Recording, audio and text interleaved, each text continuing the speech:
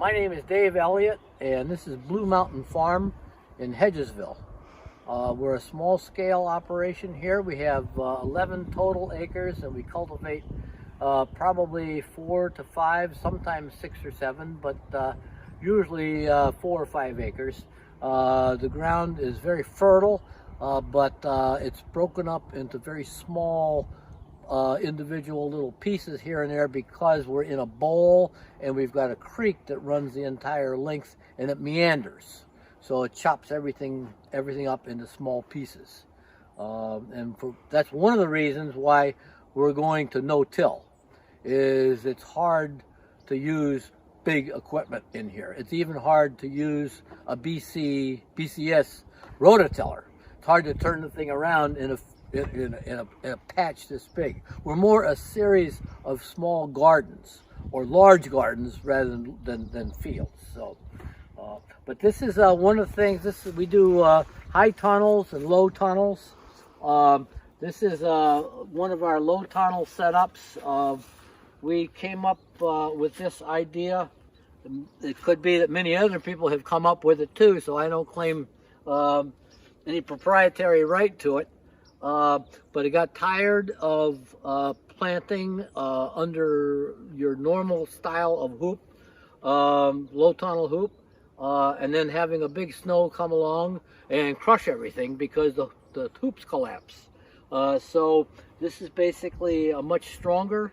It's 2x4s that are ripped into basically 1.5 by 1.5, and so we've got the ground stretcher. This is what really gives it strength, is the vertical T, and the hoop itself is just common 3/4 inch. I think it's for waterline applications. You can buy it at Lowe's or Home Depot in 100-foot coils for about 35 or 40 bucks. So we just cut this. These are about I think we're covering about 38 inches here, and the hoops are about 80 inches worth of tubing. But they're affixed to the back. We have feet, which keeps it stable. The feet or board.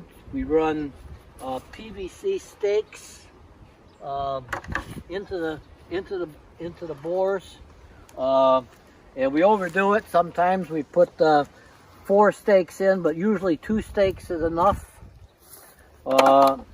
They're set on 48-inch centers, and then across the top we run 1/2-inch EMT.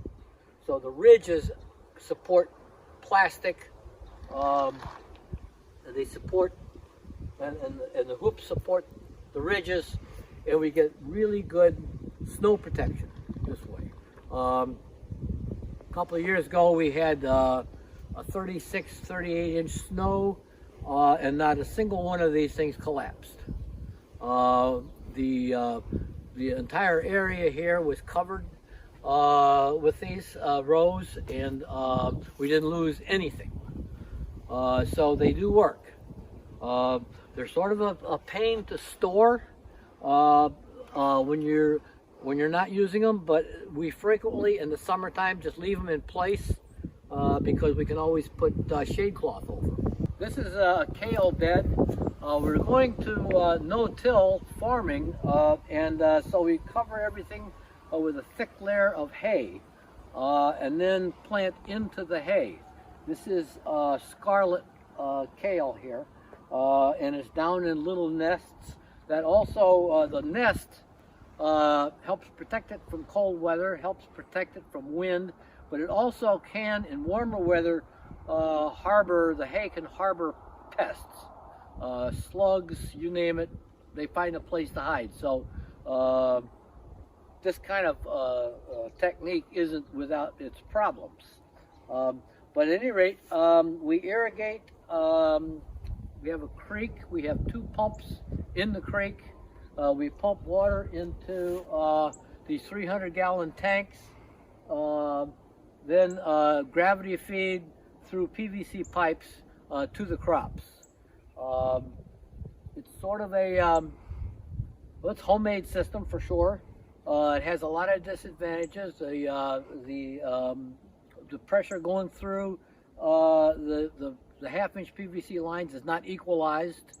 We've got 1/8-inch holes drilled in the PVC pipe about every 12 inches, but you get real strong output at the top and weaker output down at the bottom. We've tried different spacings on the holes. That doesn't really work too well either. But it does have its advantage. It's off the shelf. You can go to Lowe's and you can buy a lot of it. You can buy a little bit of it. The fittings are readily available, and they last for years.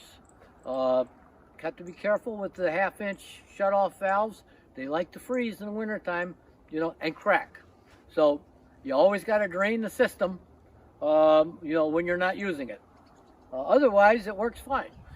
We use low tunnels inside high tunnels, which I think is fairly common, but it gives you a second chance at protecting your crops. This is cauliflower, which is not going to make it because we're already in the beginning of November. We planted it late, just hoping that maybe something would come, but that's not going to happen. However, the plants are very healthy looking, and it's nice to show them off a little bit. When it does get cold, December, January, February, really cold, we always have this available. We can usually have there's a second layer of plastic that we can draw back across to cover the hoops, or we've got row cover that we can also pull back and cover the hoops, which gives a great deal of protection in the house. We could probably keep this maybe as much as 8 or 10 degrees warmer than the outside temperature, the ambient temperature, because you got so many layers.